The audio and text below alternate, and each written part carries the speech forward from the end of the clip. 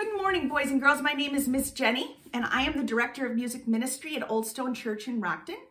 But today I am here to talk to you about some things that make me happy.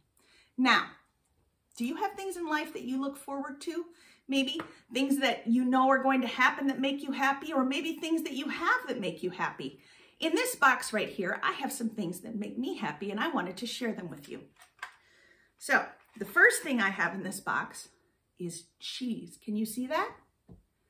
I love cheese. I love all kinds of cheese.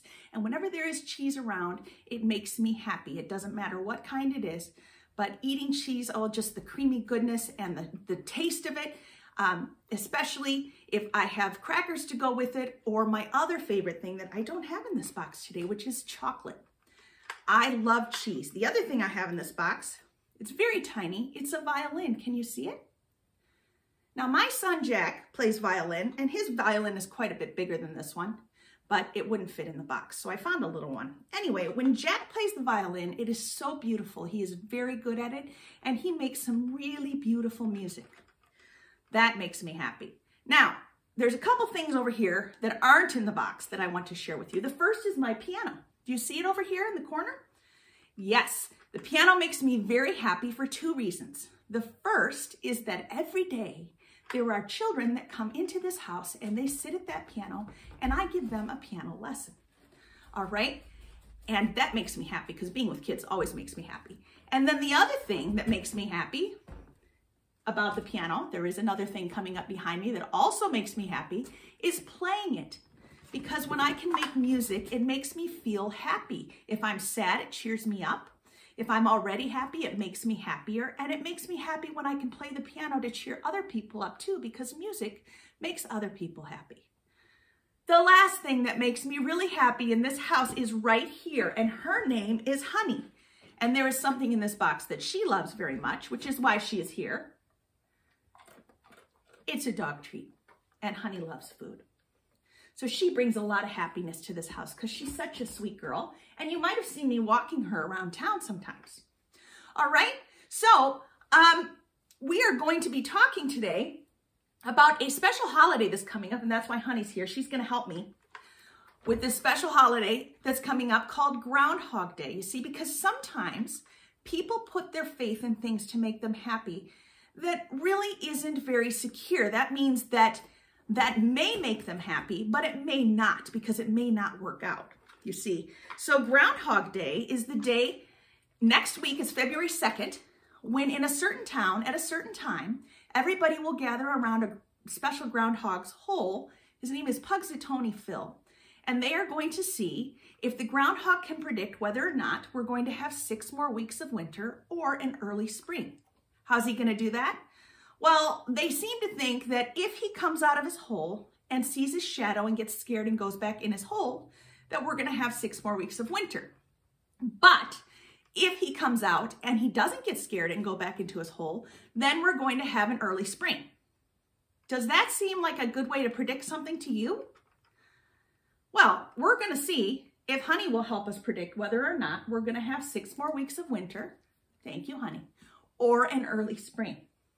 All right, so Honey, if there's gonna be 6 more weeks of winter, we want you to bark once. But if there's going to be an early spring, we want you to bark twice, okay? Are you ready? I got your treat right here. Here it is. Honey, are we gonna have 6 more weeks of winter? Are we? Or are we gonna have an early spring? What do you think? I can't hear you, Honey. 6 more weeks of winter? Really? We're not going to have an early spring. She says 6 more weeks of winter. So you think that that's what's going to happen? I'm not so sure. See, sometimes we get upset when things don't turn out the way that we want. So if we wanted it to be an early spring, then it might be kind of upsetting. Oh, Honey, it might be kind of upsetting if we believed that there was going to be 6 more weeks of winter. But what if that's not true at all? We just don't know, do we?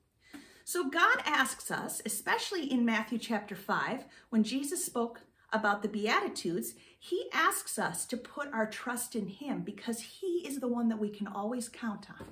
You see, he knows what the weather will be, and he knows that the sun is going to shine again when he says it should. So we can trust him to pick the right time for winter to go away and spring to come. We can also trust him with other things, like when we're sad, we can trust him that he will take care of what is making us sad and bring about happiness again in his time and his way. One of the things that Jesus says in the Beatitudes is that those who mourn will be comforted. Do you know what mourning is?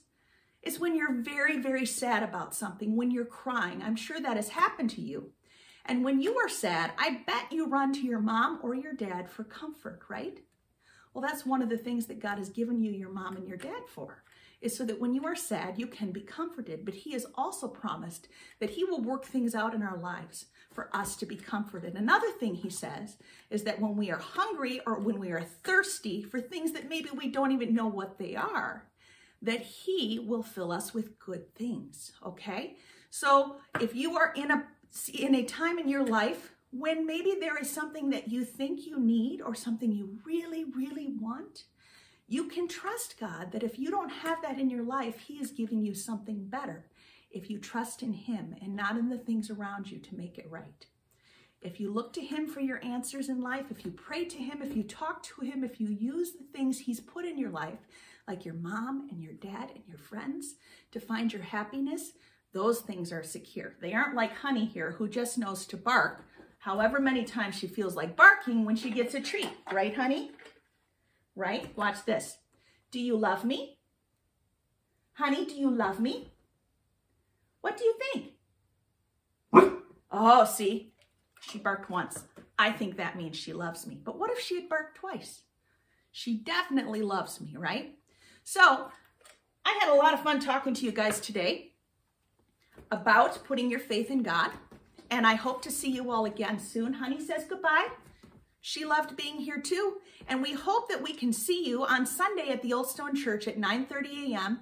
where Pastor Bob will be speaking on putting our faith in God and not in the things of this world that are temporary and maybe sometimes kind of silly things to put our faith in. All right, we'll see you next time.